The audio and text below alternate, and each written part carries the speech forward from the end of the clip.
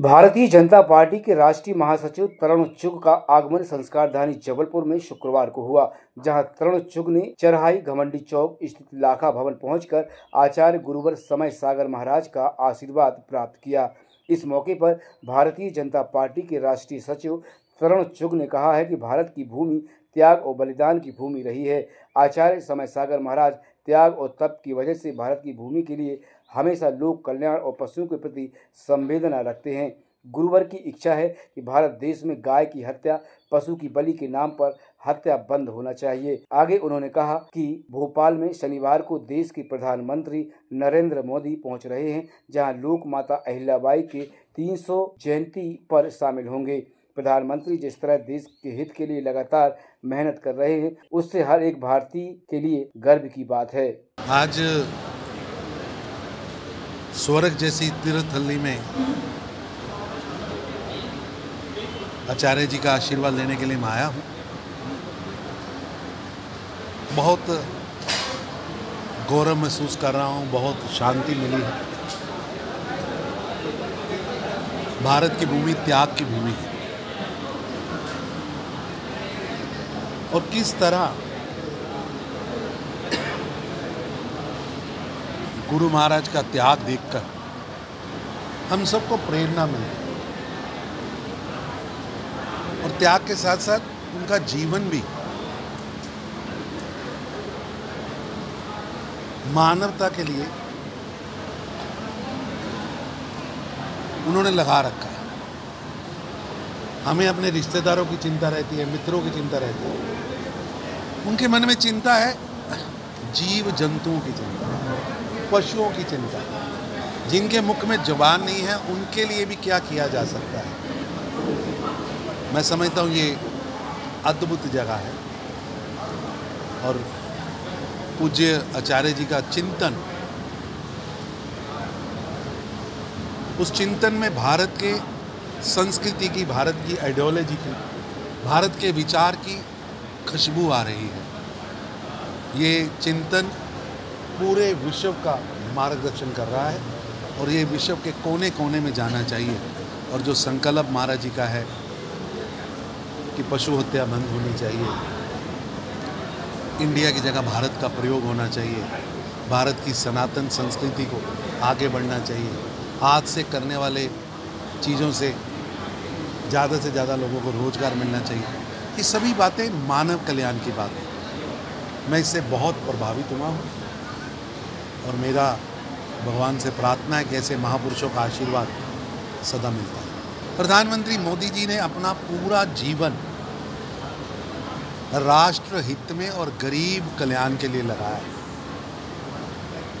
26 मई 2014 के बाद भारत के प्रधान सेवक बनने के बाद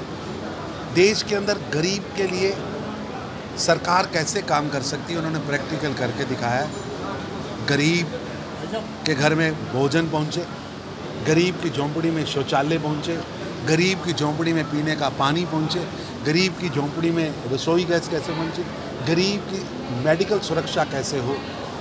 गरीब की 1 रुपया देने पर एक्सीडेंटल सुरक्षा कैसे हो। यानी प्रधानमंत्री नरेंद्र मोदी की सरकार का सबसे महत्वपूर्ण काम है इस देश के अंदर गरीबों को एम्पावर्ड करना और उस तप में वो निरंतर कार्य कर रहे हैं और उनके द्वारा देश के अंदर आज 80 करोड़ गरीबों के घर पर फ्री राशन पहुंचे। दूसरा, उन्होंने भारत के मान सम्मान को, भारत के सेना की वीरता को विश्वव्यापी बनाया।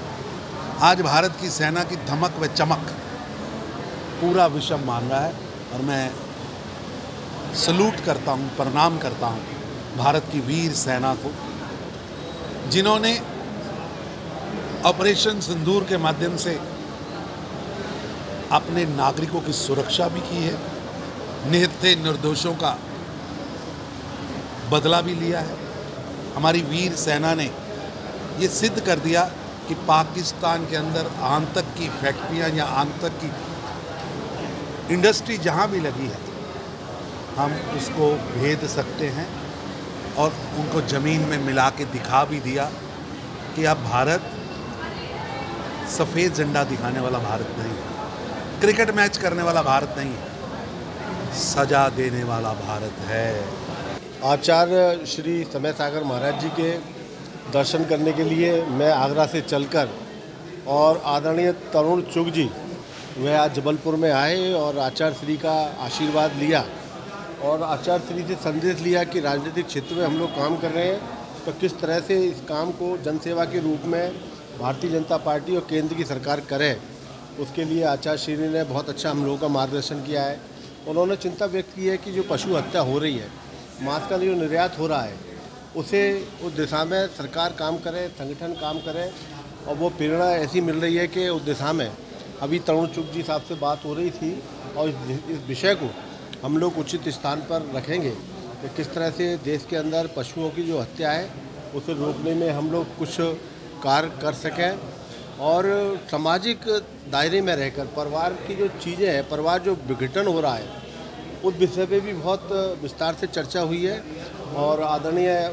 पूज्य हमारे संत समय सागर महाराज जी ने